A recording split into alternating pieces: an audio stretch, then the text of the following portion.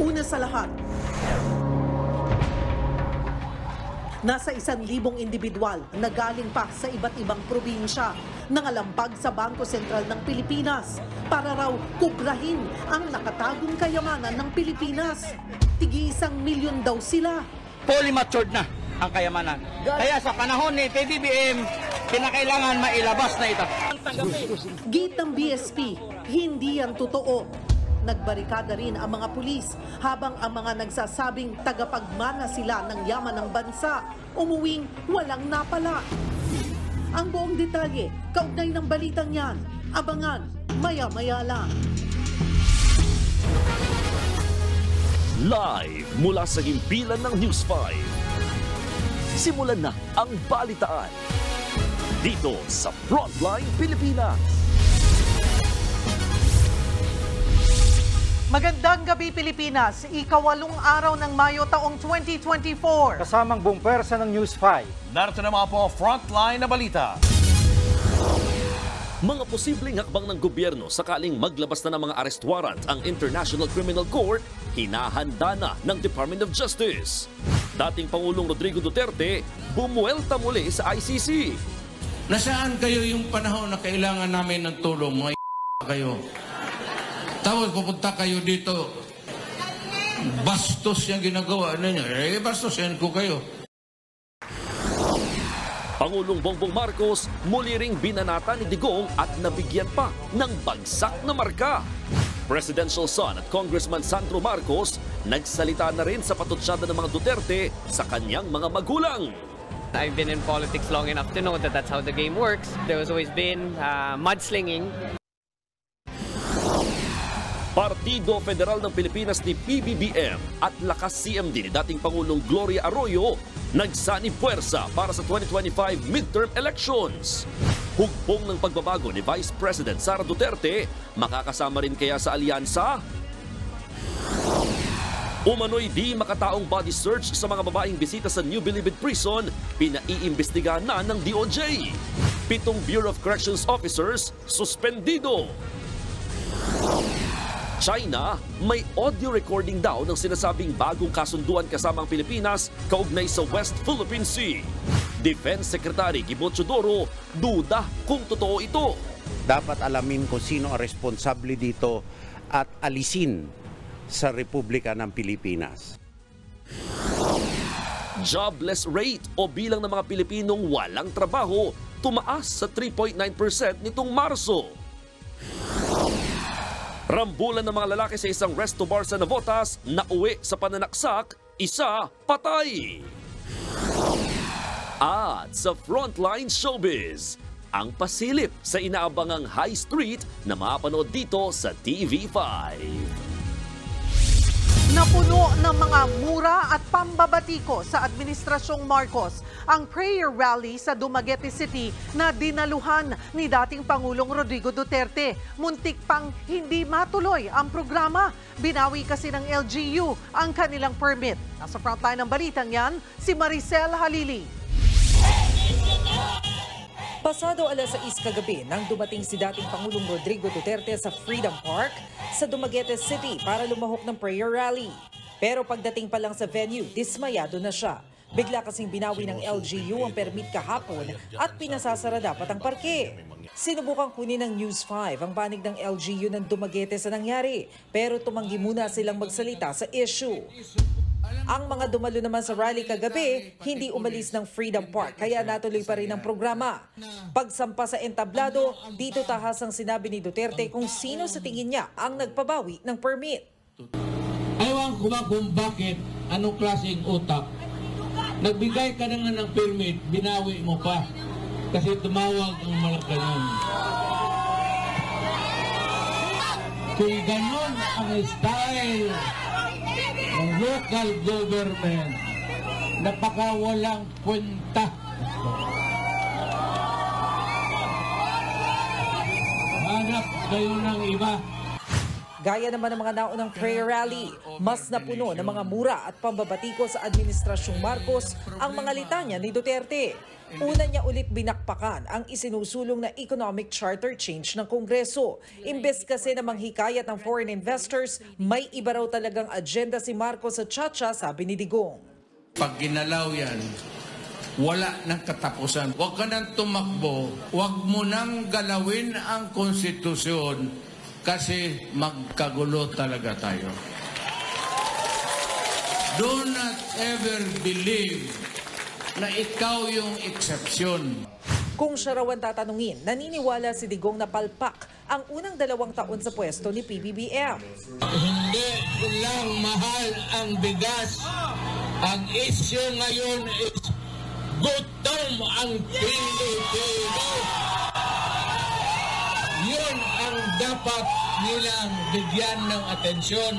Hindi naman kita iniinsulto, pero yung para sa akin, yung performance mo is or was until now and still is a dismal failure.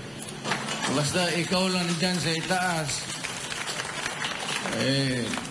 puro ka English.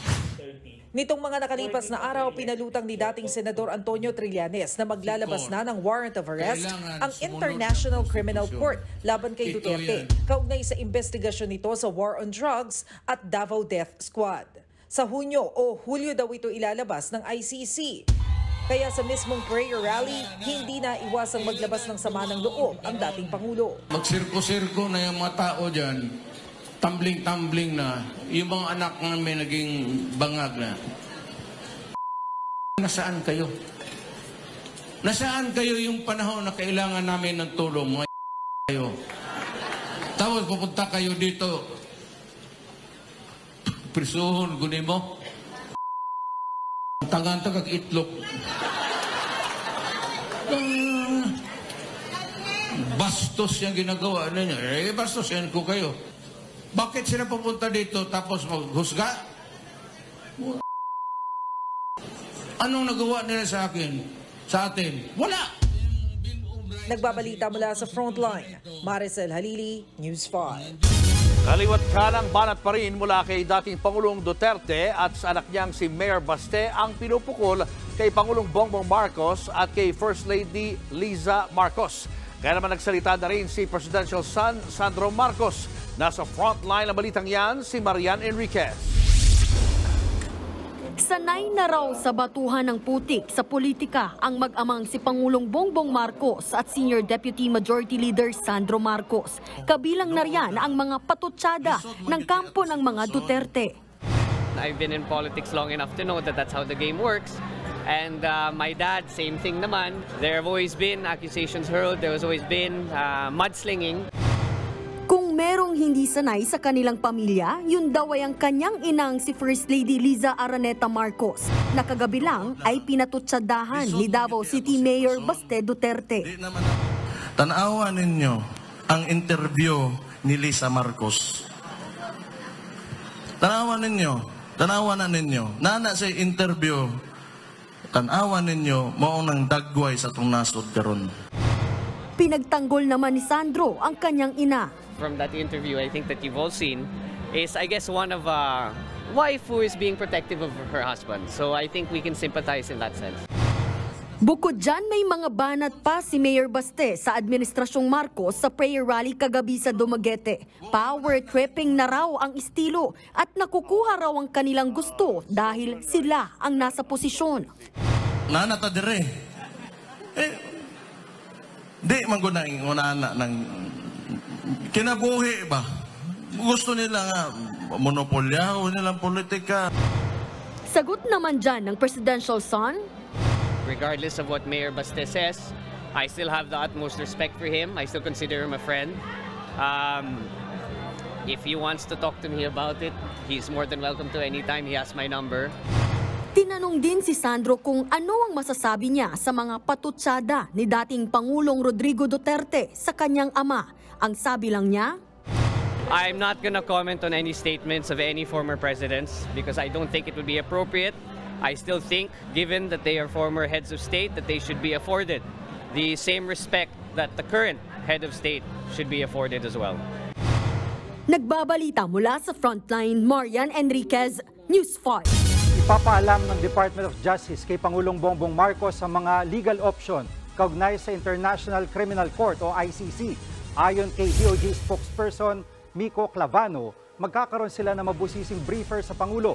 Dito pag-uusapan ang posibleng pag-aresto kay dating Pangulong Rodrigo Duterte at ang posibleng pagbabalik ng Pilipinas sa ICC. Bagamat naninindigan ng Administrasyong Marcos na hindi sila makikipagtulungan sa investigasyon ng ICC kaugnay ng Duterte drug war. Importante pa rin daw na himayin ang mga implikasyon ng bawat legal na hakbang. Hindi na muna idinetali ni Clavano kung ano-ano ang mga legal option. Siguro ang masasabi ko lang is there is no clear direction with regards to any of these options, except that right now the stance is that we will not coordinate and cooperate with the ICC. Binugbog ang nag-iisang vendor ng mga magbabarkadang nag-bar hopping sa Navotas. Pero ang vendor meron palang patalim at napatay niya sa saksak ang isa sa mga nakaaway. Nasa frontline ng balitang yan, si Hannibal Talete. Maliwanag at marami-rami na ang dumaraan sa kalsadang ito sa barangay North Bay Boulevard North o NBBN sa Navotas. Sa tapat lang yan ng isang resto bar. Hanggang sa maya-maya, makikitang may kumusyong nangyayari sa grupo ng mga lalaking nasa gilid ng kalsada. Hindi ganun kalinaw ang video pero halatang umaatikabo ang sapakan. Umabot pa nga sila sa gitna ng kalsada habang namamalo ng helmet ang isang lalaki. Ilang sandali pa, makikitang tumatakbo palayo ang lalaking hinahampas. Bahagyang humupa ang tensyon pero maya-maya, isang lalaki ang biglang bumagsak. Namatay siya dahil nasaksak na pala ito ng lalaking tumakas. Dalawa pang kasamahan ng biktima ang sugatan matapos ding masaksak. Base sa investigasyon ng Navotas Police, nagbabar hopping noon ang mga nakainom ng magbabarkada nang makainitan nila ang suspect na isang ice vendor. Parang nagkabanggaan sila nung suspect. So nagkaroon sila ng argument dun sa loob. So nung nag-argue sila, nung paglabas nila, bigla na lang may hinugot na kutsilyo yung suspect natin. Then walang habas na naksak siya. Agad nagkasahan ng follow-up operations laban sa suspect. Natunton ang kanyang bahay kaya agad siyang naaresto. Yun nga lang, hindi na nakuha pa ang patalim na ginamit ng suspect. Depensa niya, nag-iisa lang siya at napagtripan umano ng grupo kaya inabangan sa labas ng resto bar. Sinagpipig naman ginawa ko. Kasi una-una, binanatan ako eh.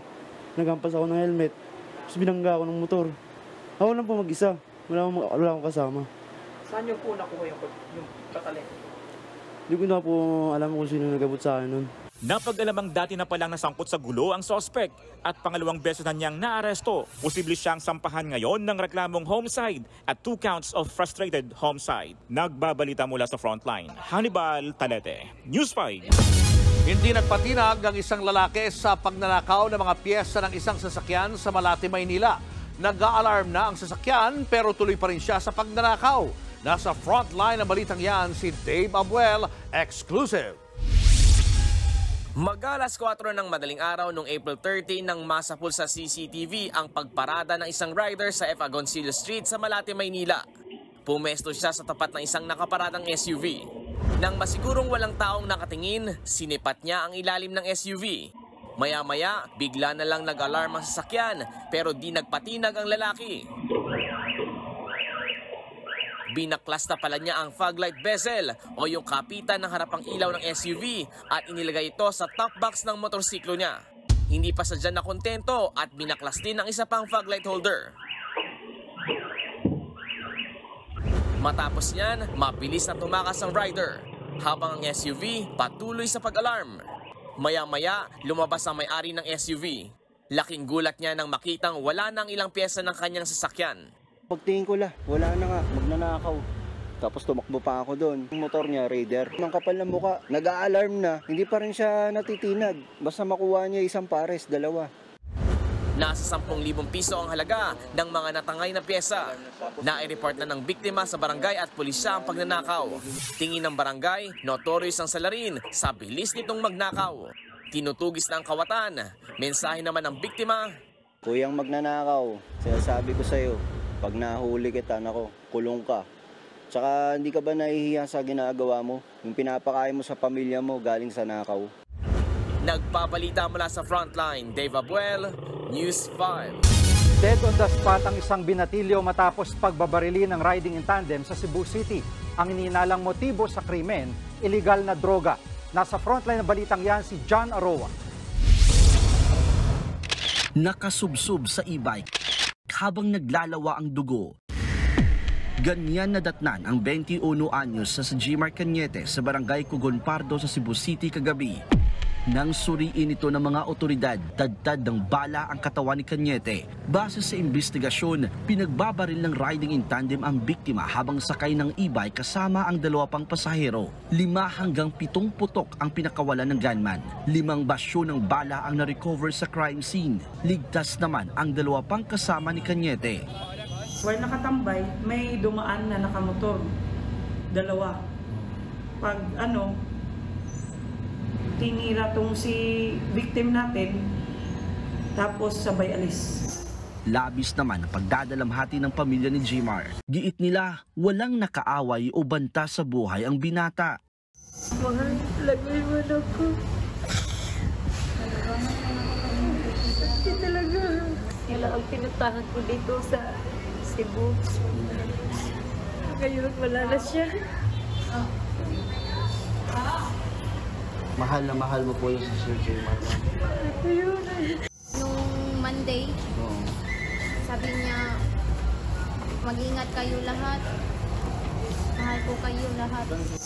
Sinubukan ng News 5 kumuha ng mga CCTV footage sa crime scene pero hindi pala gumagana ang mga ito.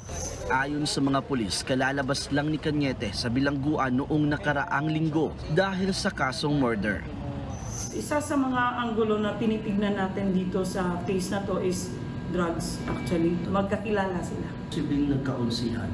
Yes, most likely ganun sir. Tapos ngayon yun yung isa sa mga tinitignan pa rin natin na anggulo. Yung onsihan kasi usually pag mga ganyan, sila-sila lang din yan eh. Ayon pa sa mga pulis, si Cañete ay tauhan ng isang nagngangalang Atong. Si Atong ay suspect sa pagpatay sa isang pulis noong nakaraang taon. Nitong Abril lang nang mapatay si Atong sa isang operasyon. Sa ngayon, may 2 person of interest na ang mga pulis sa pagpatay kay Cañete. Nagbabalita mula sa Frontline, John Arua, News 5. Sumabit sa kable ng kuryente ang isang dump truck sa Antipolo, Rizal. Mabilis daw ang takbo ng truck kaya nakaladkad at bumagsak ang isang konkretong poste ng kuryente. Nasa frontline ng balitang yan, si Elaine Fulgencio.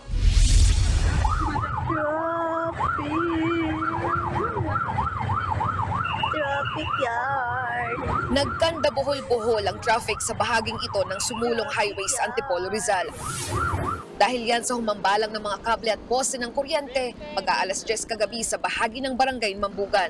Ayon sa rumisponding otoridad, sumabit ang dump truck na ito sa kable ng kuryente. Nabali pa ang konkretong poste. Papunta raw sa ng Maynila ang dump truck. Medyo mabilis po yung takbo nila eh.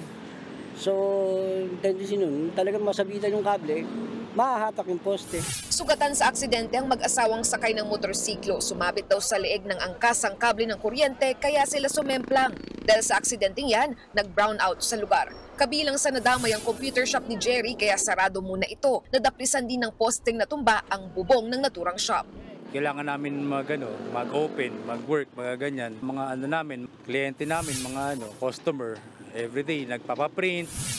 Agad namang naayos ang mga nagbagsakang kable na ibalik din ang supply ng kuryente bandang alas 11:30 kagabi. Hindi na nagpaunlak ng panayam ang driver na mahaharap sa reklamong reckless imprudence and damage to property. Nagbabalita mula sa Frontline, Elaine Fulgencio, News 5. Nagsanib puwersa ang partido na federal ng Pilipinas ni Pangulong Bongbong Marcos at lakas CMD ni na dating Pangulong Gloria Arroyo at House Speaker Martin Romualdez. Layo ng alyansa makakumpleto ng 12 kandidato sa pagkasenador sa 2025 elections. Nasa frontline ng balitang yan, si Maricel Halili. Bilang paghahanda sa 2025 midterm elections, muling binuhay ni Pangulong Bongbong Marcos ang unit team. Ito ang alyansang nagluklok sa kanila ni Vice President Sara Duterte sa pinakamataas na pwesto sa gobyerno. Lumagda ng alliance agreement ang political party ni PBBM na Partido Federal ng Pilipinas, pati ang partido ni dating Pangulo at ngayon Pampanga Representative Gloria Macapagal Arroyo na lakas CMD. Bubuhin uli natin at formalize uli natin ang unity para naman pagka humaharap tayo sa ating mga kinabukasan, malalaman natin na tayo ay sabay-sabay na nagtutulungan. Magsasani puwersa ang dalawang partido para bumuo ng 12-member senatorial slate para sa 2025 elections. Mas madali raw maisa sa katuparan ang mga legislative agenda ng administrasyon kung kaalyado niya ang mga mailuluklok na mga mambabatas. Nasa 100 ang miyembro ng lakas CMD sa Kongreso habang maraming lokal na opisyal ang bahagi ng PFP. Kung hindi tayo nagkakaisa, nauubos ang oras natin sa debate, sa nagkokontra-kontra sa isa't isa. Ngayon, na nagkakaintindihan tayo, maganda naman ang plano natin, maganda naman ang ating ginagawa. Wala naman tayong, siguro naman, nakikinig naman tayo sa taong bayan at yun ang pinakamahalaga. Approve naman kay Arroyo na tumatayong Chairman Emeritus ng Lakas CMD ang pagsasani puwersang ito. When, as the President said, this is unity for the new Philippines, so that's a very good development. Kanina, nagmano pa si Romualdez kay Arroyo. Matatanda ang tila nagkalamat ang relasyon ng dalawa matapos ma-demote si Arroyo sa Kamara at matanggal bilang Deputy Speaker. Sinabi naman noon ni Arroyo na sinusuportahan niya pa rin ang liderato ni Romualdez. Si Arroyo ang naging tulay para sa unit team ni na PBBM at VP Sara noong 2022 presidential elections. Ang tanong ngayon, isasali na ba nila ulit sa alyansa ang partido ni VP Sara na hugpong ng pagbabago? It's still open for discussion and of course we will consult with Partido Federal. But have there been talks? Not yet from our part.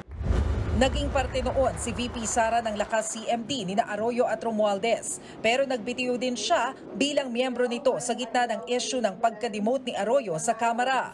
Ayon kay Romualdez, bukas naman sila sa kahit anong pakikipag-alyansa, pati sa partido ni dating Pangulong Rodrigo Duterte na PDP Laban.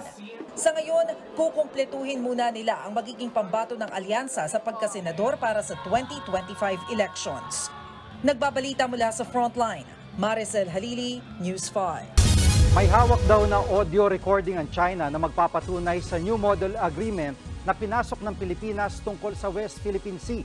Pero babala ng isang dating maestrado, pwedeng palayasin sa bansa mga opisyal ng Chinese Embassy kung mapapatunayan na ng wiretap sila. Nasa frontline ng balitang yan si JC Cosico. Idinaan na lang sa kantang Zombie ni Philippine Navy spokesperson for the West Philippine Sea Commodore Roy Vincent Trinidad ang reaksyon niya sa media nang tanungin ulit kung totoong may bagong kasunduan na pinasok ang Pilipinas at China. Noong weekend pa sinasabi ng Chinese Embassy na may new model silang pinag-usapan ng AFP Western Command o Westcom para humupa ang tensyon sa Ayungin Shoal. Na-record daw nila ang detalye ng pag-uusap na yan. Pero giit ng opisyal, dead story na ito at di na dapat pag-usapan. We will not dignify reports like that. Again, it's a zombie story. Let's bring it back to where it rightfully belongs, to the grave. Gaya ng Navy, una ng pinabulaanan ng Defense Department at Department of Foreign Affairs ang naturang kasunduan. Paninira lang daw ito ng China. Pero sa inilabas na artikulo ng Bloomberg kahapon, kinumpirma ng ilang Chinese officials ang plano ng China na ilabas ang hawak o umano nilang ebidensya na meron talagang agreement. Audio recording daw yan habang kausap nila sa telepono ang isang opisyal ng ating militar. Duda naman dito si Defense Secretary Gilbert Chodoro. Kung totoo man daw ang recording ng tawag, lalabagin ng China ang international relations at anti-wiretapping law ng Pilipinas. Sila'y umoperate na pailalim kung totoo ito. Kung ito talaga ay nangyari, dapat alamin kung sino ang responsable dito at alisin sa Republika ng Pilipinas. Giit pa ni Chodoro, tanging si Pangulong Bongbong Marcos lang ang pwedeng pumasok sa gantong uri ng kasunduan. Walang binigay na pahintulot ang presidente o sino mang opisyal ng kabinete hinggil dito. Kaya mali ang pagtatahol ng mga opisyal di umano ng Chinese Embassy dito. Sana maliwanagan ang ating mga tao. Sa ilalim ng Vienna Convention on Public Relations, may immunity ang mga diplomat o opisyal ng mga foreign embassy laban sa anumang kasong sibil at kriminal. Pero ayon kay retired Associate Justice Antonio Carpio, pwede naman silang palayasin kung may ginawang krimen. If they release that audio, that's a violation of our criminal law. Unless the other party agreed to be taped. That's committed by an embassy official of China who has immunity. We cannot prosecute, but we can expel him for violating our laws. Sa ngayon, wala pang pahayag si Westcom Chief Vice Admiral Alberto Carlos sa issue. Naka-leave si Carlos, pero di raw ito konektado sa umano'y New Model Agreement. Nagbabalita mula sa Frontline, JC Cosico, News 5. Susunod, mga nagpapaturok kontra rabies sa San Lazaro Hospital, umabot na sa 3,000 kada araw. Aabot sa trilyong pisong kayamanan umano ng taong bayan, nakatago raw sa Bangko Sentral ng Pilipinas. Nasa 1,000 claimants sumugod sa BSP. At Senator Amy Marcos, tinawag na kapraningan at chismis ang planong pagpapatalsik sa kapatid niyang si Pangulong Bongbong Marcos. Abangan ang lahat ng yan sa pagbabalik ng Frontline Pilipinas.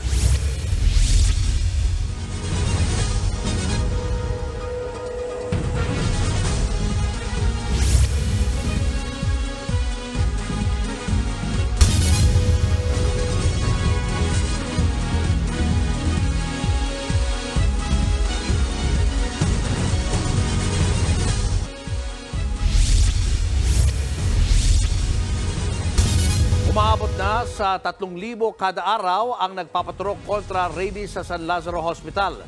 Kaya ang operasyon ng ospital apektado na. Nasa frontline na balitang yan, si Mon Gualvez. Iniinda pa rin ng 10 taong gulang na anak ni Jenny ang natamong sugat sa binti. Bibili lang daw siya sa tindahan kagabi nang biglang makalmot ng pusa sa daan. Siyempre yung mga iskinita po madilim. Nakatapak daw po siyang pusa. Tapos? Yun po, pagbalik niya, sabi niya, ma, kinalmot po ako ng pusa. Eh, siyempre po, pag pusa po gala, kaya siyempre po natakot ako. Kaya, gabi na po noon. Kaya mula Caloocan, agad silang bumiyahe papuntang San Lazaro Hospital sa Maynila sa takot na magtuloy ito sa sakit na rabies. Isa siya sa napakaraming nakapila sa Animal Bite Treatment Center ng ospital para makapagpaturok ng post-exposure prophylaxis para makaiwas sa rabies. Ang problema, mula sa dating 800 hanggang 1,000 pasyente na nagtutungo sa San Lazaro Hospital kada araw noong Abril, naging triple ang bilang pagpasok nitong Mayo o mahigit 3,000 na kada araw. Marami sa mga pasyente, pawang mga bata. Pag mainit po yung panahon, nakikita po natin na ang mga bata po lumalabas sa kanilang bahay at naglalaro. Pag naglaro po sila, pati po ang mga hayop natin medyo aligaga pag tag-init, na konting hawak lang kung maapakan, naiirita po sila at nangangagat kaagad. Wala mang tinatanggihan, kailangan na raw kumuha ng tauhan mula sa ibang departamento ng ospital para tugunan ang dami ng mga pasyente. Dahil sa sobrang dami ng mga pasyenteng nakagat o nakalmot ng hayop na dinadala rito sa San Lazaro Hospital, kinonvert na rin nila pati itong tinatawag na Sky Dome ng pagamutan. Ginagamit ito noon para sa mga activities ng ospital, pero ngayon nagsisilbi na rin ng lugar para sa consultation at pagbabakuna. Binisita ni Health Secretary Ted Herbosa ang ospital kanina para makita ang sitwasyon. Hiling niya sa mga lokal na pamahalaan, aksyonan ang pagdami ng mga nakakagat o nakakalmot ng mga hayop. The LGU should also be buying their own vaccines at sila din yung dapat yung nagpe-prevent ng stray animals kasi yung stray animals dapat hinuhuli, ini-spade para hindi dumadami. Yung baka dapat city pound i-develop ulit to catch mga stray dogs para to protect the public. Sa buong bansa mula Enero hanggang Marso, aabot sa 89 ang kaso ng rabies na naitala at kalaunan ay nasawi. Kaya paulit-ulit na paalala ng mga otoridad, umiwas sa mga aso at pusang pagala-gala sa daan, siguruing nababakunahan kada taon ng mga alagang hayop at sakaling makagat o makalmot, hugasan ito ng tubig at sabon sa loob ng 10 minuto at pumunta kaagad sa pinakamalapit na Animal Bite Treatment Center. Maiging mahuli at obserbahan din daw ang sangkot na aso o pusa sa loob ng 14 na araw. Nagbabalita mula sa Frontline, Mon Gualvez, News 5. Pinalampag ng nasa 1,000 individual mula sa iba't ibang probinsya ang Bangko Sentral ng Pilipinas sa Maynila. Git nila, sila raw ang tagapagmana ng aabot sa trilyong pisong yaman na nakatago umano sa BSP.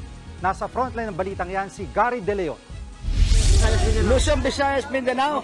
Napasugod sa labas ng Bangko Sentral ng Pilipinas sa Rojas Boulevard sa Maynila ang nasa 1,000 individual na galing pa sa iba't ibang probinsya gaya ng Leyte at Pangasinan.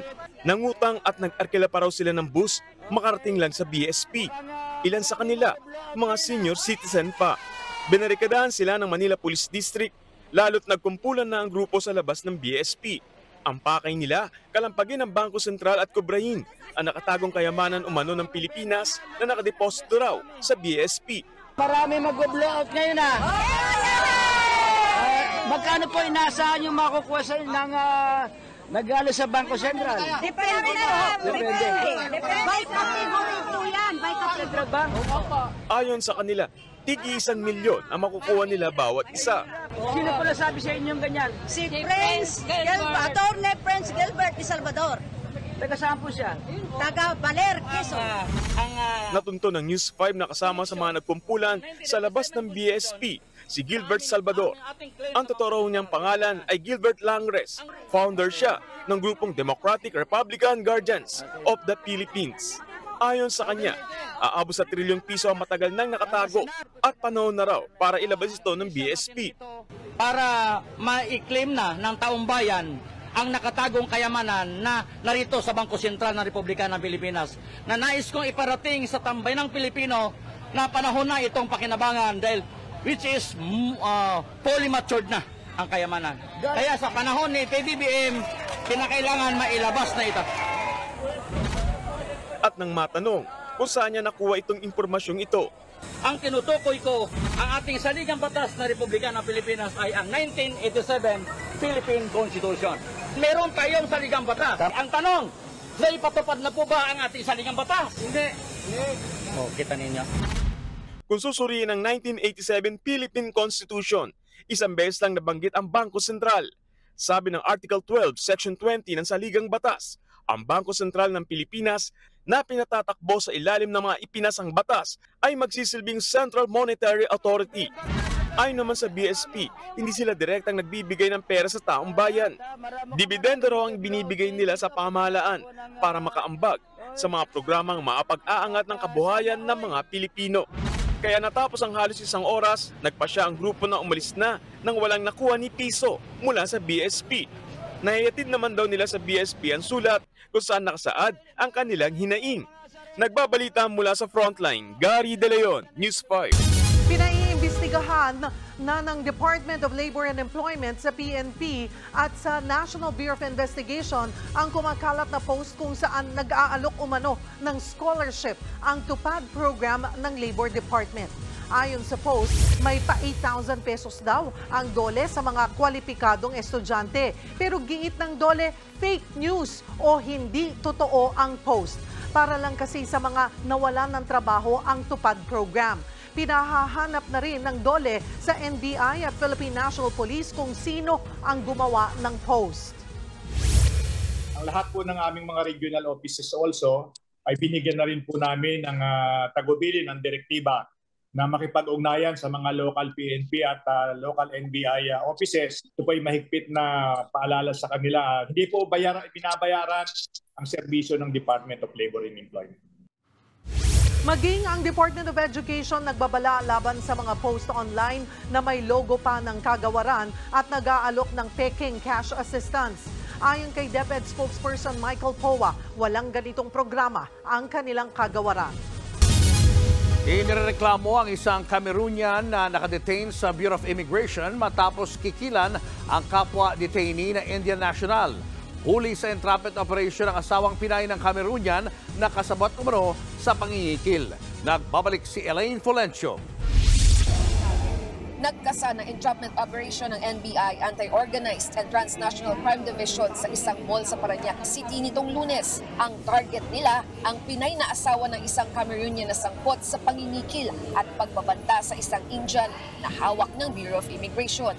Sa video, naghihintay sa isang coffee shop si Anna, hindi niya tunay na pangalan. Siya ang asawa ng Indian na nagsumbong sa mga otoridad. Ang katransaksyon niya, ang babaeng nakakulay pula na asawa naman ng Cameroonian. Nang magkita ang dalawa, nakiusap raw ang babae na sa CR iabot ang pera. Kaya lumipat sila ng pwesto at dito na nangyari ang transaksyon.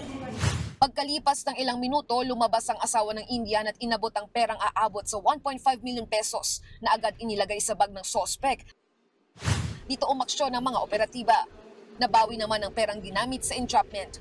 Ayon sa NBI, nagkakilalang Indian at Cameroonian dahil parehas silang nakadetain sa Bureau of Immigration Detention Facility dahil sa napasong visa. Inalockdown ng Cameroonian ng Indian para mapabilis ang paglabas niya sa detention facility sa halagang 8 million pesos. Inutusan nilang kani-kanilang asawa na parehong Pinay. Una raw nag-abot ng higit 870,000 pesos ang asawa ng Indian. Pero humihingi pa raw ng pera ang Cameroonian. At nang di na makapagbigay ang Indian, dito na raw siya pinagbantaan. Takot na takot itong complainant natin kasi nga daw mayroong threat doon sa husband niya na nasa BI. Pag nabigay siya ng 8 million, kaya siyang mapapalabas sa BI jail. Kasi na-access niya yung online accounts ng BI. Hanggang sa umakyat na raw sa 12 million pesos ang hiningi ng Cameroonian. Dito na dumulog ang misis ng Indian sa NBI. Nahaharap sa reklamong robbery extortion in relation to cybercrime law ang Cameroonian at kanyang asawang Pinay. Nakikipag-ugnayan na rin ng NBI sa Bureau of Immigration para malaman kung bakit nakakagamit ng cellphone ang mga nakadetain doon. Ipapatawag natin yung warden ng jail ng BI kasi hindi na tatanungin natin kung anong protocol nila dyan sa paghawak ng cellphone. Dapat control lahat yan kasi ito gumagawa ng krimen sa loob ng jail. Kailangan yung mga ganyang bagay na monitor yan. Nilinaw naman ng BI na naglalaan sila ng 1 oras kada araw para makausap ng mga nakadetain ang kanilang kaanak basta't aprobado ng BI Commissioner. Handa raw silang makipagtulungan sa investigasyon ng NBI. Kung meron po siyang mga kapunsyaba, mga cohorts po, whether it be inside the facility or outside the facility, na maaari pong may hand doon sa extortion. Yan po ay iba pa or separate pa doon sa kanyang deportation case na kinakaharap po ngayon. Nagbabalita mula sa frontline, Elaine Fulgencio, News 5. Naalarma na ang ilang mambabatas sa Kamara dahil sa manoy planong pagpapatalsik kay Pangulong Bongbong Marcos. Deadman naman dyan ang kanyang kapatid na si Senator Amy Marcos. Nasa frontline ng balitang yan si Marian Enriquez. Kapraningan lang. Ganyan inilarawan ni Senator Amy Marcos ang umano'y planong pagpapatalsik sa kanyang kapatid na si Pangulong Bongbong Marcos. Ayon kay Senator Amy, chismis lang ang destabilization plot laban sa Pangulo, lalo't wala namang pruweba na may plano nga para rito. Matatanda ang pinalutang ni dating Senador Antonio Trillanes na ang kampo raw ni Duterte ang nasa likod ng planong pagpapatalsik kay PBBM. Nababaduyan na ako sa mga chismis pa ganyan. Lumang tugtugin na, no? Nakakasuyan. Unless may tunay na katudayan, huwag tayo masyadong praning. Kung deadma lang si Senator Amy sa issue, nangangamba naman ang ilang kaalyado ng Pangulo sa Kamara. Tingin ng ilang mga kongresista, sunod-sunod ang mga pag-atake para sirain ang imahe ng Administrasyong Marcos. Kaya naniniwala silang posibleng bahagi ito ng destabilization efforts laban sa Pangulo. Pinansin din nila ang pagdinig ng Senado na tila may gusto raw patunayan at ang buwan-buwang prayer rally ng kampo ng mga Duterte. So you connect the dots, no? You don't need Senator Trillanes telling us all this. You just have to connect the dots. Personally, if you take my opinion on it, yes, there is a big effort, to destabilize this administration. There seem to be common interests shared by certain people that would put forward, and if you take into consideration, it seems to have a common interest for these staff. Nauna naman nang nanawagan si Senate President Mig Zubiri sa mga kapwa niya senador na huwag gamitin sa politika ang mga pagdinig ng Senado. Ang Department of Justice naman nagbabala laban sa mga nagpaplanong patalsikin si Pangulong Marcos. If there is enough evidence to file cases against those who have violated our criminal laws, such as sedition, inciting to sedition, even rebellion, of course, we will have to pursue. The department has always been and will always be evidence-based.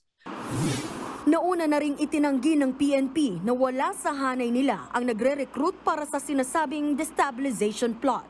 Nagbabalita mula sa Frontline, Marian Enriquez, News 5. Showbiz, eto na nga! Mga kapatid, eto na nga ang mga umaarangkadang showbiz balita ngayong Miyerkules. Mas intense at mas matitinding eksena ang dapat daw abangan sa upcoming mystery thriller series na High Street. Bago naman ang pagtatapos ng Can't Buy Me Love, nauna nang nag-sign off sa kanyang karakter ang bida nitong si Bel Mariano. Nasa frontline ng balitang yan, si MJ Marfori. Sa mga larawan, idinaan ni Can't Buy Me Love star Bel Mariano ang kanyang pamamaalam sa kanyang karakter sa serye. Sa caption, tinawag niyang case closed ang pagtatapos ng kwento ni Caroline Tew. Nagpapasalamat din siya sa lahat ng bumubuo ng serye. Share pa ni Bel, ang pinakamalaking lesson na tutunan niya bilang si Ling ay money can't buy temporary happiness, but it can't buy me love. Tinapos niyang mensahe with Caroline Tew aka Shingaling signing off. Sa ngayon, mas tumitindi na mga eksena sa huling 3 gabi ng Can't Buy Me Love. Abangan ang priceless finale ng serye sa Biyernes sa Todo Max Primetime sa TV5. This is the unofficial Northport reunion! Hello! What's up? What's up, everybody? Sa pagtatapos ng Can't Buy Me Love, all set na sa pagbabalik ang mga minahal nating karakter sa senior high. Para naman yan sa mas pinabongga at mas pinatinding mystery thriller na High Street. Itong High Street is a much more intense material in terms of drama and suspense. Mas marubdob, mas kapanapanabik, mas kahindig-hindig than the first one. Dito sa High Street, parang, the walls kung saan sila umiikot doon sa senior high were torn down. So this is the real world. Sa kanilang black carpet special screening, ibinahagi naman ng ating Good Morning Kapatid host na si Dimples Romana ang kanyang excitement bilang bagong cast member ng kwento. I'm so happy po that I'm part of the cast. As you know, this is the first teleserye I've accepted after a long break. Sabi pa ni Mama Dimps, malapit sa kanyang proyekto lalo't umiikot pa rin sa buhay ng mga Gen Z ang kwento ng High Street. May Gen Z ako na anak. So when I think of High Street, I think of Cal, and she's not here. What would she appreciate? What kind of work ang magagawa ko na magiging proud yung anak kong ginawa ko tong trabahong to? I'm very excited to get... Abangan siya at ang iba pang naglalaki ang bituin sa High Street. Simula na sa Lunes sa Todo Max Primetime ng TV5. Nagbabalita mula sa Frontline, MJ Marfori, News 5. Eto pa, achievement unlocked na naman ang P-Pop Kings na SB19 dahil naka 1 million streams sa Spotify ang new song nilang Moonlight. Yan ang pinakamabilis na P-pop song sa buong mundo na nakaabot ng 1 million streams mula nang i-release. Natalo niyan ang sariling record ng SB19 para sa hit song nitong Gento. Bukod po dyan, number 1 ang Moonlight sa 9 na bansa sa buong mundo. Pangmalakasan talaga ang SB19. Eto pa nga, viral ngayon ang biglang pagkatumba ng komedyanteng si Bubay sa gitna ng kanyang performance sa piyesta ng Apari, Cagayan.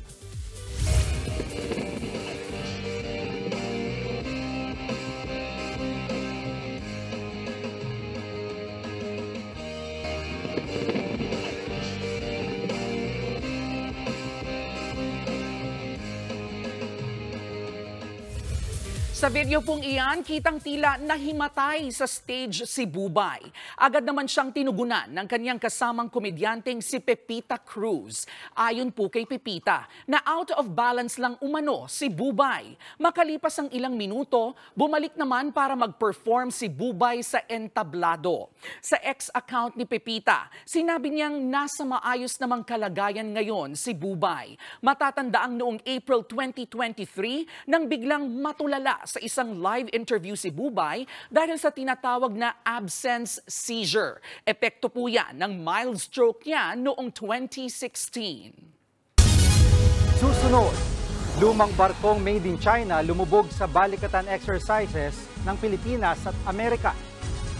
Ikalawang civilian mission sa West Philippine Sea. Kasado na. At 7 officers ng Bureau of Corrections sinanggal muna sa pwesto dahil sumunay hindi makataong body search sa Bilibid. Yan at iba pa sa pagbabalik ng Frontline Pilipinas.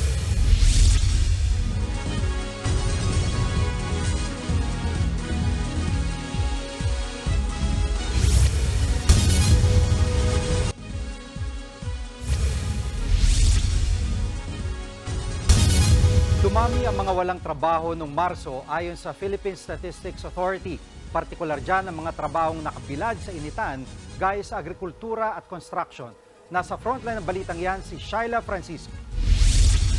Mismong ang may-ari ng gulayang ito ang tumatao sa kanyang pwesto sa Kadiwa Store sa Quezon City. Kinailangan niyang magbawas ng mga tindera at kargador nitong kasagsagan ng El Nino. Naapektuhan kasi ng tag-init ang kalidad ng gulay na inaangkat niya mula Nueva Vizcaya. Menos gastos din lalo't matumal ang bentahan dahil sa init ng panahon. Kaya na pong lumabas ng mga customer. Minsan-minsan na lang po sila malabas. Nagbabawas po talaga kami ng mga tao namin kasi po yung pong nalulugi naman po kami. Nagkukulubot po lahat, ma'am. Lalo na yung sayote po, madali pong pag nainitan po yan, magkukulubot. Di po ba, ang gusto po naman ng customer, yung maganda ang balat. Pag pangit na po ang balat, hindi na po nila binibili. Kabilang ang mga tauhan ni Ursula sa nawala ng trabaho ngayong tag-init. Sa tala ng Philippine Statistics Authority, umabot sa 2 milyong Pilipino ang walang trabaho noong Marso. 200,000 mas mataas kumpara noong Pebrero. Kaya ang unemployment rate umakyat sa 3.9%. Nangyari yan sa gitna ng pagdami ng mga Pilipinong naghahanap ng trabaho. Paliwanag ng PSA, may ilang sektor na hindi na tumanggap ng dagdag empleyado dahil sa epekto ng tag-init. Pinakamaraming apektado sa sektor ng agrikultura, transportasyon at construction. Yan ang mga trabahong bilad sa init. So yes, they were affected by the El Nino. Related ito doon sa production naman. So syempre pag bumababa yung ating production, yung ating mga operators ay nagbabawas din ng workers. Pero ayon sa Department of Agriculture, pansamantala lang yan at dadami ulit ang oportunidad sa mga susunod na buwan. Bukod doon sa makarecover tayo sa weather, nag-tame na yung effect ng El Nino, yung ating mga programa and activities, normally magkikick in yan second quarter. Yung first quarter, normally kasi nga yan, harvest season yan eh. So pagdating ng second quarter, dyan na uli yung malaking employment sa agriculture. Dumami man ang walang trabaho, gumanda naman ang kalidad ng mga may trabaho. Yan ang dahilan kaya bumaba sa 5.39 million ang underemployment o yung mga naghahanap ng dagdag racket. Tuloy-tuloy naman ang skills training ng DOLE para tumaas ang tsansang matanggap sa trabaho ang mga Pilipino. Sa issue ng tag-init, nauna na raw nag-abiso ang ahensya sa mga kumpanya na magkaroon ng tamang ventilation at kasuotan sa trabaho. Nagpayo rin silang i-adjust ang mga break time at dapat may libreng tubig. Lalo na yung pugnandang nakabilad sa arawan, na saan nakikipag-usap kami sa asosasyon na bigyan nila ng mas kumbinyente na oras ng pagtatrabaho itong mga nabibilad. Ayon naman sa National Economic and Development Authority, patuloy ang pagbuo ng dekalidad at maayos na sahod sa mga trabaho. Nagbabalita mula sa Frontline, Shaila Francisco, News 5. Wala na raw makakapigil sa ikalawang civilian mission ng atin ito coalition sa West Philippine Sea sa May 14 hanggang May 17. Higit 200 ang lalahok sa misyon, kabilang ang ilang mangingisda, volunteer, pati foreign at local journalists. Pangungunahan ito ng 4 na trawler boat na sasamahan na higit 100 bangkang pangisda. Layo nila maghatid ng ayuda at libreng langis sa mga mangingisdang Pinoy sa Scarborough Shoal. Sa pagkakataong ito, maglalagay sila ng mga boya at marker sa ating exclusive economic zone. Hakbang na rin daw ito para depensahan ang ating teritoryo. This is not a sightseeing mission or a sightseeing excursion to seek out Chinese marine vessels and or provoke them to attack us with water cannons. Kung ang China minimilitarize siya, tayong mga Pilipino, we're civilianizing it para nga ang mga talagang ordinaryong Pilipino ang merong access dito sa ating sariling karagatan.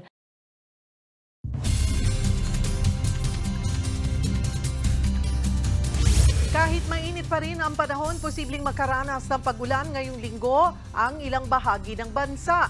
Ayon sa Pag-asa, binabantayan nila ang mga kaulapan sa timog silangang bahagi ng Philippine Area of Responsibility. Posible raw itong maging LPA at pumasok ng PAR. Naunang sinabi ng Pag-asa na 1 hanggang 2 ang bagyo ang nakikita nilang papasok ng PAR ngayong buwan.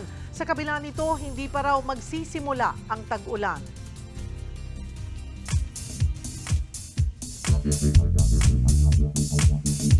Mga kapatid, kaugnay ng balitang yan, tatalakayin natin ang itinuturing ng pinakasikat na ulan na kung tawagin ay Agua de Mayo. Spanish term po iyan sa Water of May o mas kilala rin bilang unang ulan ng Mayo. Sa katutubong paniniwala, sinasabing milagroso ang unang pagpatak ng ulan sa buwan ng Mayo. Nakakagaling daw ito ng sakit, nakakaganda pa nga raw ng balat at sabi rin ng ilan, nakakatanggal ng kuto. Kaya naman kapag pumatak na ito, marami ang naglalabasan para maligo. Pero ayon na rin po sa mga eksperto, pawang mga superstition o pamahiin lamang ito. Mga paniniwalang impluwensya rin sa atin ng mga Kastila. Pero alam niyo po bang hindi lang dito sa Pilipinas nauuso ang paniniwalang milagroso ang unang ulan ng Mayo? Sa Folklore Archives ng University of California, sinasabing may ilang mga taga-Alabama ang naniniwalang nakakagaling ng sipon ang first rain of May. Yun nga lang, wala rin po itong scientific basis. Ang Pag-asa, hindi naman nire-rekomenda ang pagligo sa unang ulan matapos ang mahabang tag-init tulad ng ulan sa Mayo, lalo na kung nasa syudad ka. Hindi raw kasi ito malinis dahil sa puno ito ng air pollutants na naipon sa hangin. Nagpaalala rin po ang ahensya dahil madalas itong mga ulan sa Mayo may kasama ring mga pagkidlat. Sinasabi mang nakakadagdag sa yaman ng kultura ang mga ganitong paniniwala, dapat pa rin maging masinsin at maalam para hindi po tayo mapahamak. Sa huli, tandaan pa rin po natin na ang K-alaman ay K-yamanan. K-okay. Susunod, lumang barkong made in China lumubog sa balikatan exercises ng Pilipinas at Amerika. Lalaki sa Amerika tumawag sa 911 emergency hotline para may bumati naman sa kanya ng happy birthday. At humanoid robot sa China kayang-kaya mga gawaing bahay. Tutok lang mga kapatid, magbabalik pa ang Frontline Pilipinas.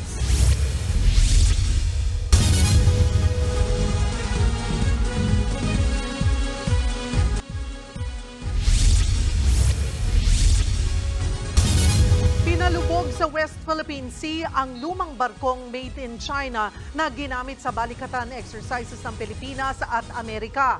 Pinaulanan ng missile at bomba ang barko hanggang sa mawasak ito. Nasa frontline ng balitang yan, si Brian Castillo.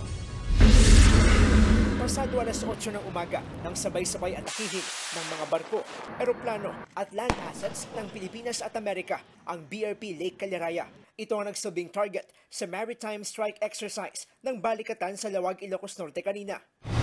Malayo at hindi kita mula dito sa aming kinaroroonan ang target ship na BRP Lake Caliraya. Pero nakaposisyon dito sa beach ang ilang artillery weapon ng Pilipinas at Amerika. Katuwang nila sa pag-atake ang air at naval assets na naroon naman sa West Philippine Sea. Unang nagpasiklab ang guided missile frigate ng Philippine Navy na BRP Jose Rizal na nagpakawala ng surface-to-surface anti-ship missile.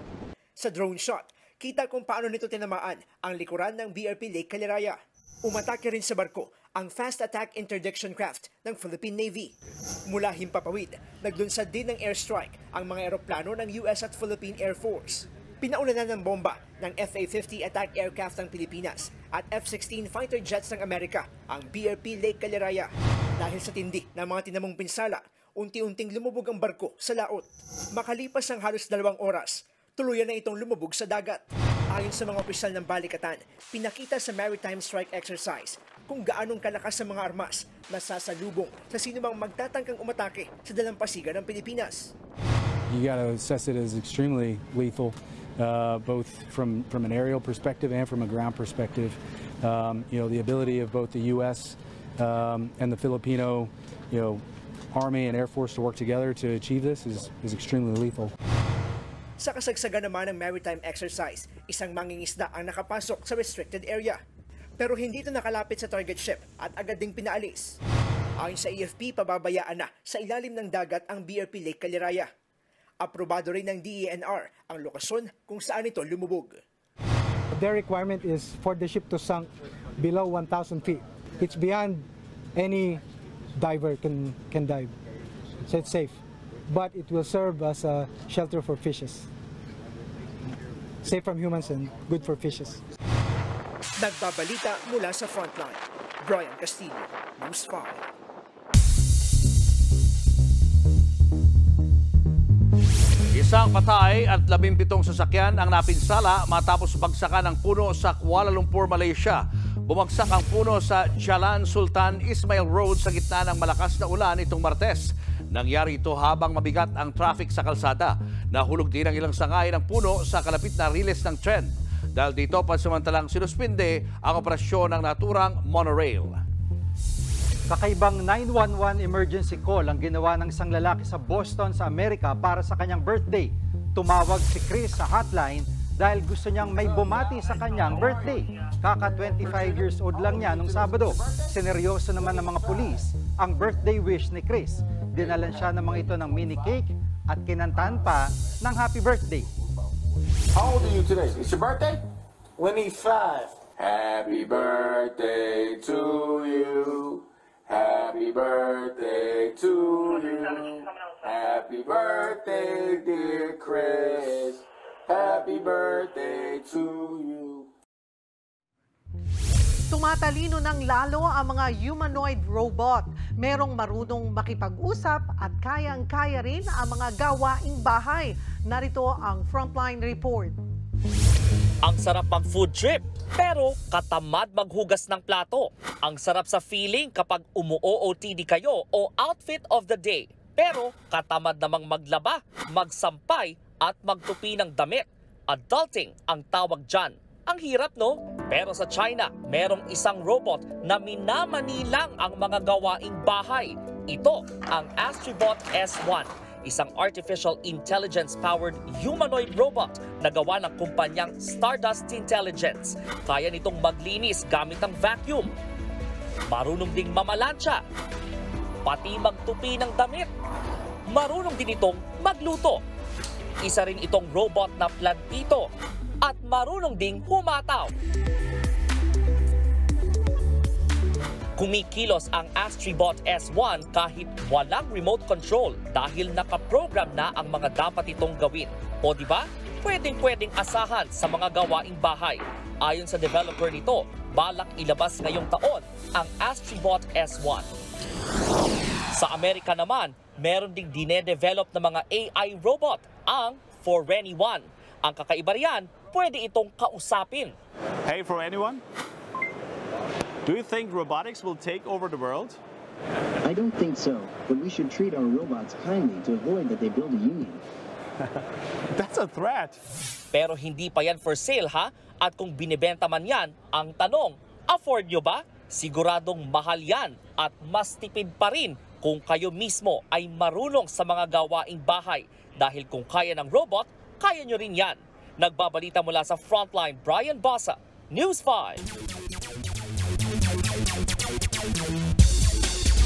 What's up mga kapatid? Naging pangatlo sa kasaysayan ng NBA si Rudy Gobert na manalo ng Defensive Player of the Year award pagkatapos makakuha ulit ito para sa kanyang napakatinding depensa this season.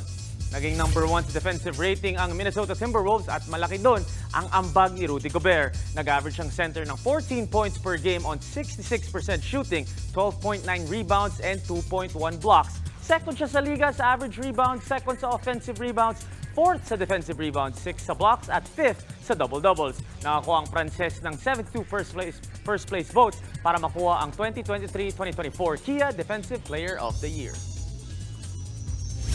Sa NBA playoffs naman, nagpakita ng lakas ang Boston Celtics sa Game 1 at kinuha ang 1-0 lead sa kanilang second round series kontra Cleveland Cavaliers, 120-95. Sinimula ng Celtics ang fourth quarter sa 10-2 run at hindi na nakarecover ang Cavs. Pinangunahan ni Jaylen Brown ang Boston na nagtala ng 25 points on 7 3-pointers habang nag-ambag naman ng 18 points and 11 rebounds si Jason Tatum. Despite the loss, 33 points ang pinuntos ni Donovan Mitchell at nakakuha sila ng 14 galing kay Darius Garland. Mananatili ang serye sa Boston para sa Game 2. Sa West naman, 5 straight wins na para sa Oklahoma City Thunder sa playoffs pagkatapos kunin ang Game 1 win kontra Dallas Mavericks. Nagpakawala ng 29 points si MVP candidate Shai Gilgeous-Alexander at 50 naman para kay Chet Holmgren para tulungan ang number 1 seed para makuha ang 170-95 win. Depensa ang nagdala para sa OKC at nahanapan nila ng paraan i-contain si Luka Doncic na nag-struggle sa 19 points of 6 of 19 shooting. Big Game 1 performance para sa mga bata ng OKC. Tingnan natin kung makabawi ang Dallas sa Game 2. Okay ang alis mga kapatid, may sports pa tayo mamaya. Susunod, tambalang Pauline ng historical romance series na Bridgerton, nakatsikahan ng News 5. Kilalanin ang bagong Superman. At silipin mga kwelang post at memes ng netizens, ngayon tag-init tampok sa kwentong 1 minuto ni Mark Logan. Marami pa kayong mga balitang dapat malaman sa pagbabalik ng Frontline Pilipinas.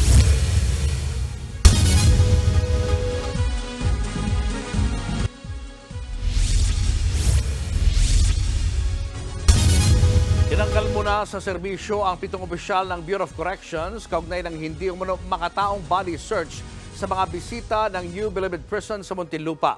Base kasi sa abiso ng Bucor, unassigned muna ang mga sangkot na opisyal habang gumugulong ang kanilang investigasyon.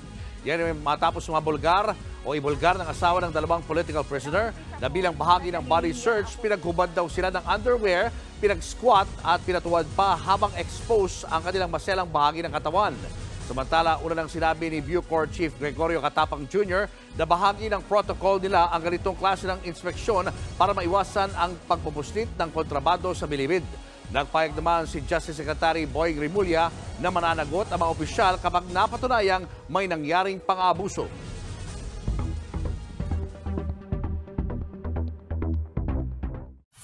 Lubhang kontrobersyal ngayon ang tinatawag na strip search o yung pinaguhubad ang isang suspect, convict o kanilang mga bisita. Pero ano ba ang pinapayagan ng batas? Meron pong 3 klaseng kategorya ng body search. Ang una ay ang frisking o yung mabilisang pagkapkap ng otoridad sa isang tao. Ang pangalawa at mas kontrobersyal, ang tinatawag na strip search. Dito, pinatatanggal ng mga otoridad ang karamihan o lahat ng mga damit para sa isang visual inspection. Ang pangatlong kategorya ng body search ay ang tinatawag na intimate body search or cavity search, kung saan pisikal na sinusuri ng mga otoridad ang mga pribadong bahagi ng isang tao para sa kontrabando. Itong pinaka-kontrobersyal sa lahat dahil ito ay sadyang intrusive. Legal ba ang mga ito? May mga patakaran po na kinikilala ang iba't ibang mga bansa, maging ang United Nations. Yan po ang ating hihimayin. Sa Section 7 ng Operations Manual ng Bureau of Corrections, nakalagay na kailangan ng masinsinang body search para sa lahat ng mga bagong pasok na preso. Hindi nakadetalye kung hanggang saan ito. Ang Section 9 naman ng Operations Manual ay para sa mga bisita ng mga preso. Lahat ng bisita ay kailangang dumaan sa body search para iwasan ang pagpasok ng kontrabando. Ito pa, ang mga bisitang babae, maaari lamang suriin ng mga kapwa babae na prison guards. Sa BJMP naman, pinapayagan ang body at cavity searches pero nakadetalye sa SOP ang mga patakaran. Halimbawa, dapat daw na least intrusive ang mga body searches at hanggang sa kinakailangan lamang. Hindi rin pwedeng pag-usapan ng mga gwardiya ang kanilang ginawang mga body searches hanggat walang utos ng korte. Para sa mga strip search at intimate searches, mas lalong detalyado pa ang patakaran na hindi na natin babanggitin. Pero pati ang lahat ng gagawin ay may kaukulang permit, pati written consent ng bisita. Ang United Nations naman, naglabas ng tinatawag na Nelson Mandela Rules o ang Standard Minimum Rules for the Treatment of Prisoners. Dito, kinikilala ng UN ang karapatan ng mga preso at kanilang mga bisita. Pero binabalanse rin ang karapatan ng mga otoridad na pangalagaan ang katahimikan at kaligtasan ng lahat. Halimbawa, sa Rule 52 ng UN, ang mga strip at cavity searches ay gagawin lamang kung talagang kinakailangan. Hanggat maaari, maghanap daw ang mga otoridad ng ibang paraan na hindi nakakapinsala sa mga preso o sa bisita. At ang mga intimate or cavity searches dapat daw ay ginagawa lamang ng mga healthcare professionals at hindi ng kung sino-sino lamang. Sa Rule 60, ang body search ay kailangang may written consent ng mga bisita. Sa huli, ito pong gustong igiit ng United Nations na yung mga intimate or cavity searches ay dapat iwasan kung maaari. Pero kung talagang hindi maaring iwasan, dapat hindi ito gagawin sa paraan na makakasira sa dignidad ng isang preso o ng kanyang mga bisita.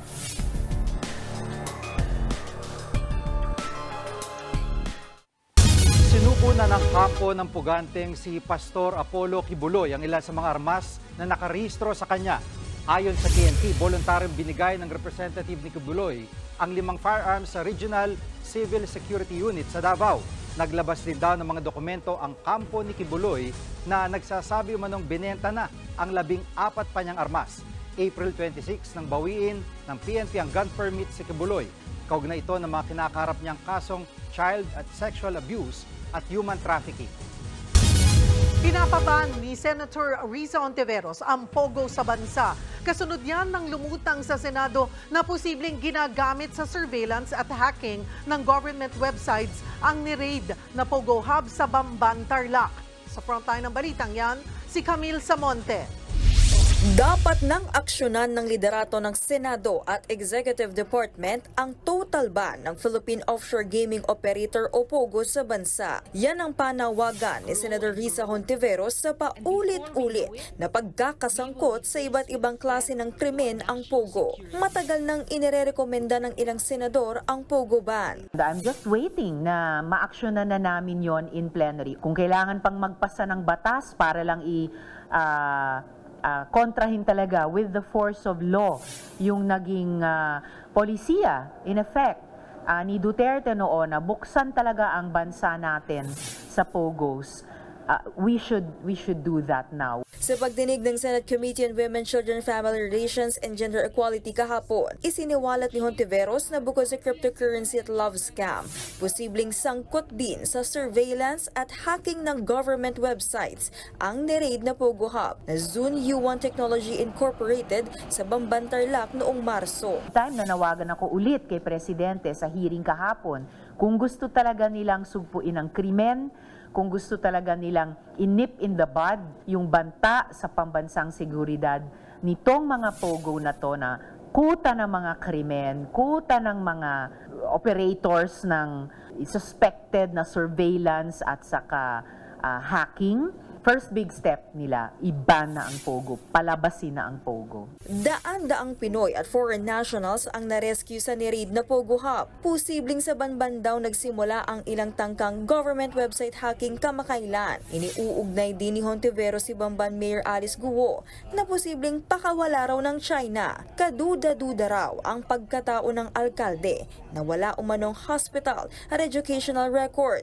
Kung mapatunayan pa yung mga iniimbestiga ngayon ng iba't ibang intel agencies ng ating gobyerno, yung anggulong may surveillance at mayroong hacking activities, yan ba ay isang matagal nang ipinlano at inilatag na plano gamit ang di umanong kunwaring Filipino identity ni Mayor Alice para magkaroon ng isang foothold pati sa ating political at lumalabas national security sector. Humarap si Mayor Guo sa hearing kahapon at itinangging protektor siya ng POGO. Hindi po ako konektado, hindi po ako operator, hindi po ako protector o cutler po ng Pogo. Wala po akong kinalaman sa kanilang operation at sa kahit anong gawain sa loob at labas po ng Pogo. Posibleng ipatawag sa susunod na pagdinig ang ilang taga-Bamban kaugnay sa isyu ng citizenship ng alkalde. Inaalam naman ng komite ni Hontiveros kung bakit nirelieve si CIDG-NCR Regional Chief George Boyacao Jr. matapos tumulong ang kanyang team sa raid sa Tarlac. Ipinasabbi na rin ng Senado ang ilang opisyal ng Pogo Hub. Nagbabalita mula sa Frontline, Camille Samonte, News 5. Mga kapatid, lusot na sa finals ang UST Golden Spikers pagkatapos kunin ang do-or-die match kontra FEU sa UAAP Men's Volleyball. Nagpalitan sa first 2 sets ang dalawang koponan at tuloy lang dikitan sa next 2. Nakuha ng UST ang 26-24 win sa third at 24-all ang talaan sa fourth nang sumandal ang mga taga-Espanya kay Sherwin Umandal at G-Boy De Vega para i-secure ang panalo at mag-advance sa finals. Sila ang unang 4th seed sa Final Four era ng Liga na lumusot sa finals at makakatapat nila ang National University. At yan ang mga pandiin ng sports news today. It's your sports Tito Mikey Reyes. Peace and love.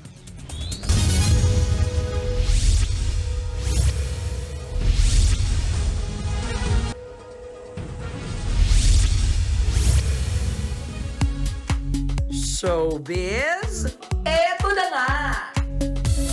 Mga kapatid, eto na nga, game na nakipaglaro ng croquet sa News 5 ang lead stars ng Season 3 ng hit period series na Bridgerton. Sila Nicola Coughlan at Luke Newton. May ilan pang inamin. Nasa frontline ng balitang yan, si MJ Marfori. Mabuhay? Mabuhay! Okay, so this croquet is nakakasosyal. Like, So, right? ganito pala ang feels ng croquet game with no less than the stars of Bridgerton Season 3, Nicola Coughlan at Luke Newton, o kilala sa tambalang Poland. Siyempre, dressed to the nines ang News 5 na feeling part ng The Taunt ng Bridgerton habang pumapalo ng ball with a cast. Yeah. It's the first time I felt like, you know, this Lady of the Manor. Yeah. Oh my gosh. But Pormahan aside, ang hirap pala nito. let's do it. Yeah. I need to be poised. You got this. You got this. I believe in you. Okay. Yeah. 1, 2. I need to concentrate. Oh, so you're very good. close. Very Games that we get to. Okay, so what's the technique? Can we not use that? Edit that out. Okay. Sa chikahan while croqueting, nilinaw ni Nicola ang viral video niya kung saan huling-huli ng keen-eyed netizens ang kanyang cellphone na may litrato nila ni Luke. It's actually a really sweet story. So we did our junket in London last week, and Luke's groomer had a Polaroid, and she was like, "Let me get a pic of you guys." So she like gave it to me, and I had no pockets, and I was like, "I'll stick it in the back of my phone." So That is it's been so in there sweet. since last week. Ay, sweetness level up. Okay, I feel like a third wheel, guys. No, so- you're not. Not at Isa sa pinaka-inaabangang eksena sa Season 3 ng hit Netflix series ang pasabog friends to lovers scene ng mga karakter ni na Luke at Nicola, kung saan hindi na sila makakapagpigil pa sa isa't isa. Ang chika ng dalawa, di na raw sila na-cut ng direktor dahil tinodo na raw nila. It was a complete honest mistake, but because an intimacy coordinator doesn't say like kiss for 3 seconds, move your hand, and it's you're not fully given free rein, but we know there's certain things we needed to do and whatever. But the carriage was much more of a soundproof box than we had realized, and we didn't hear the director shouting cut, so it just kept going. And then eventually, I was like, I'm just gonna stop and like finish the scene, and then the director was like, "What were you doing?" We were like, "What do you mean?" Yeah. He was like, "Because shouting." Apparently, he was like, "Stop!" Yeah. Everyone was watching the monitor, just like, "What?" We had no. awkward after all It was hilarious. Yeah, it's hilarious. It was Friendship. Mapapanood ang Bridgerton Season 3 Part 1 sa May 16 na at Part 2 sa June 13 sa Netflix. Nagbabalita mula sa Frontline, MJ Marfori, News 5. Eto pa nga, may pa-first look na sa ating bagong Superman na si David Corenswet. Ibinahagi yan ng writer-director na si James Gunn. Si David looking polished sa kanyang blue suit at iconic red cape. Ang kapansin-pansin, medyo marumi ang suit ni David. Mukhang hint daw ito sa mas maraming action scenes sa upcoming Superman film. Si David ang sumunod na napiling Superman nang magretiro bilang Man of Steel ang British actor na si Henry Cavill last 2022. Inaasahang sa July 11, 2025, i-release ang bagong Superman movie. At yan po ang ating showbiz updates at K-Alaman ngayong Wednesday. See you tomorrow. Ako po si Kalad Karen.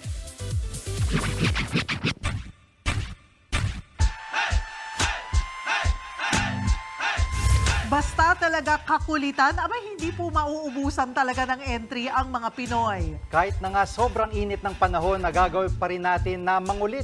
Para mga post tungkol sa mini aircon inverter, malupit na overload sandwich, at hanip na kaboses ni Bamboo. Abangan yan nasa kwento sang minuto ni Mark Logan. Tutal uso ang gender reveal. Patulan natin. Ayan, may sunog. So, it's a girl!